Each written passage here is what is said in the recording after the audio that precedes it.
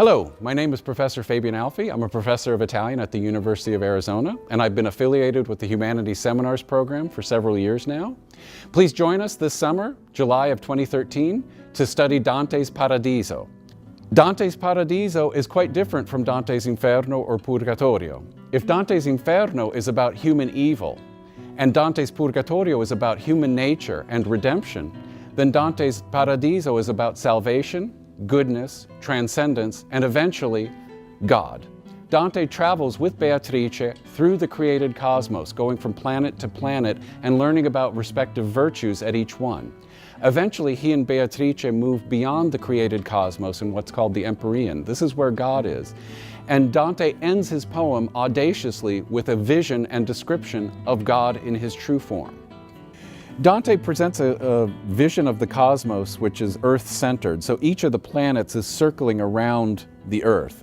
We now know this to be false, but that's not really the point. Each of the planets represents one of the virtues, starting with the Moon, Mercury, and Venus. These three are actually within the shadow of the Earth, and so they tend to represent people who are some ways flawed in their perfection. So you have people who couldn't fulfill their vows, people who were overly concerned with fame, people who were overly concerned with love, and these are the three planets. Then we get to the Sun, and this is the planet, as Dante understood it, which represents wisdom. And beyond this are the planets that are beyond the Earth's shadow, with Mars, Jupiter, and Saturn. Mars representing people who died battling for the faith, Jupiter being the wise rulers, and Saturn being the contemplatives. These are people who lived a contemplative life. Please join us this summer.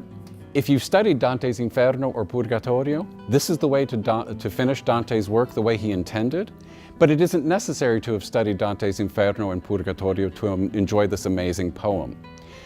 I look forward to seeing you this summer. We can then finish Dante's journey together, and we can all enjoy the way he describes God at the very end of this work with La gloria di colui che tutto muove, God's glory that moves everything, and God's love that moves all the stars and the sun. Thank you.